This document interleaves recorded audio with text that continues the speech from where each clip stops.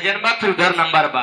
अब भैया ये आत्मा रूपी दुल्हन परमात्मा रूपी दूल्हा से पूछत बा हमार राजा हमार सैया हेराइए नहीं भैया हेरे बनाए मिलता हाँ।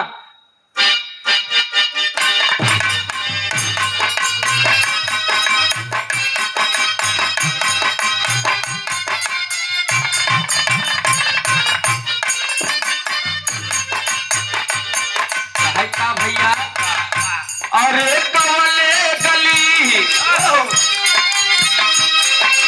कवले गाली हो राम कवले गली मोरे राजा हेराई गेल कवले गली।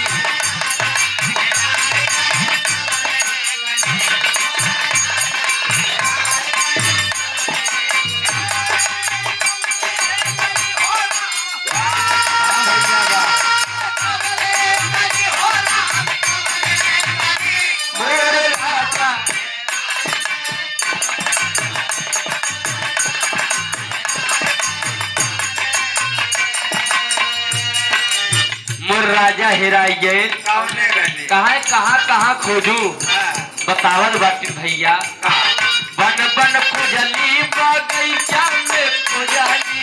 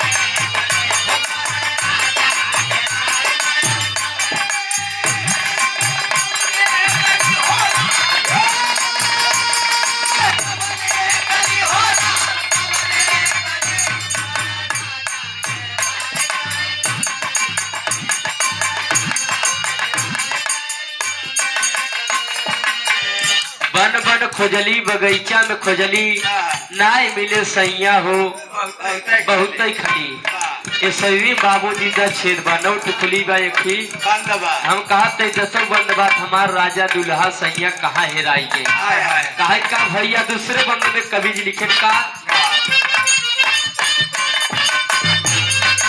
सुंदर महलिया में सुंदर आवाजा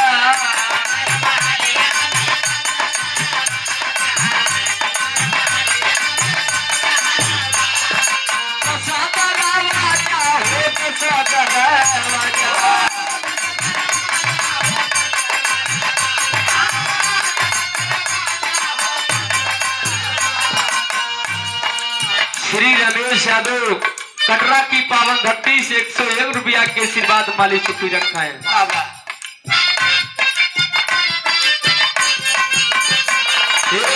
सुंदर महलिया में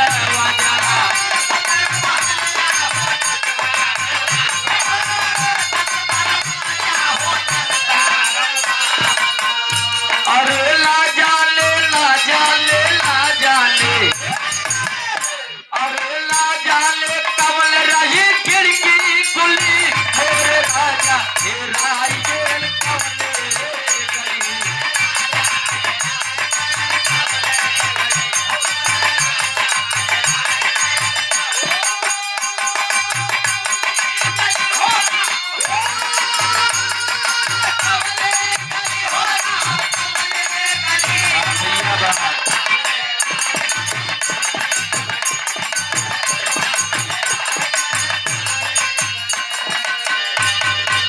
कहे सदगुरु महाराज स्वामी यहाँ पे हमारे सैया के हेर के लावा लावा कहे कैसे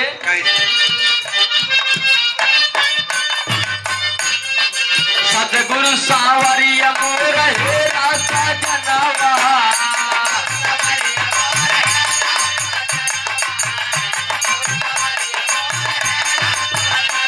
अरे हेरा सजनावा हो हेरा सजनावा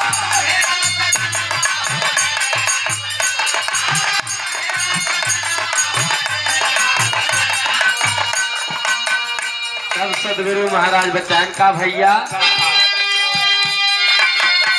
अरे ये राम नाम चुनरी, अरे राम नाम चुनरी, अरे सबका मिली, अरे मोरे राजा, अरे मोरे सैया हे राजा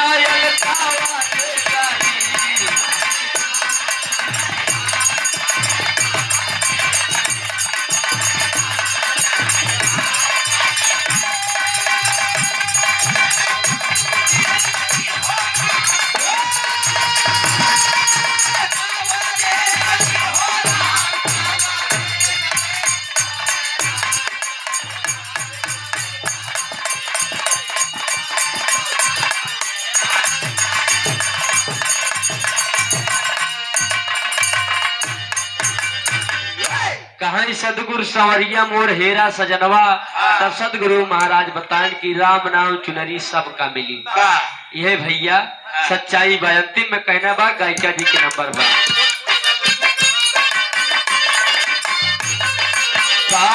कबीर साहेब सुना सुन के साधा,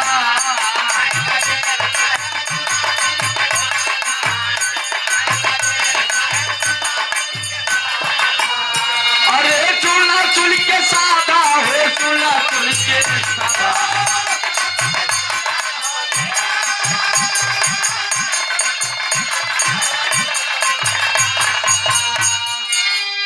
अरे दुनिया में बाटे सबसे, अरे दुनिया में बाटे है, अरे कालू बली, अरे मोरे राजा मोरे साईया हे